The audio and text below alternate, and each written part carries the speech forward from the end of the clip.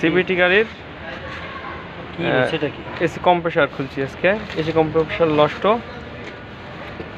এসির কাজ হয় না, এখানে এসি কম্প্রেসার আর কুলিং চেম্বার খোলা হচ্ছে, আর পিছনে কুলিং চেম্বার খোলা হচ্ছে। কুলিং চেম্বারে কালি ঢুকছে, তো এই কারণে কুলিং চেম্বারে ওয়াশ করা হবে লিকুইড দিয়া। কুলিং চেম্বার দেখাচ্ছি, সিবিটি গাড়ি। এই যে আমরা কুলিং চেম্বার খুলছি এই মুহূর্তে, চলমান কার্যক্রম। হ্যাঁ, খুলিয়ে লাগছে। এই যে এটা কুলিং চেম্বার। আমার শ্রদ্ধেয় বড় ভাই শাইক ভাই আছে সাথে আমাদের।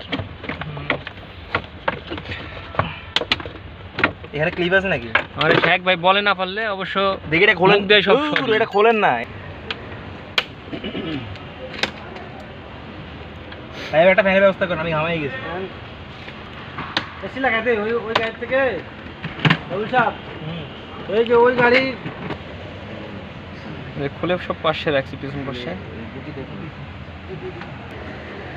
আমরা যে খুলছি এইগুলা যদি প্রমাণ না রাখি তাহলে হলো, আর কাজ যদি নাই করি তাহলে হলো, কাজ তো করা লাগবে। হ্যাঁ বলছি হয় না, হয় নাই। অবশ্যই আমরা যে ব্যাটারি মাইনাসটা খুলে রাখবো, না হলে সমস্যা হবে। এত কিছু খোলার সময় মাইনাস ব্যাটারি খুলে রাখতে হবে। আমরা কন্ডেন্সার, এই কুলিং চেম্বার সব খুলে রাখছি। ওয়াটার কুলিং, বাটারফ্লাইয়ের পাইপ, এসির পাইপ, এগুলো সব খুলে নিতে হবে। এই গাড়ি নিয়ে দুনিয়ার কাহিনী এই সকাল থেকে। আচ্ছা, আজকে এই পর্যন্তই, পরবর্তীতে আবার জানানো হবে লাগানো শেষ হলে। আমাদের টুলস এগুলো।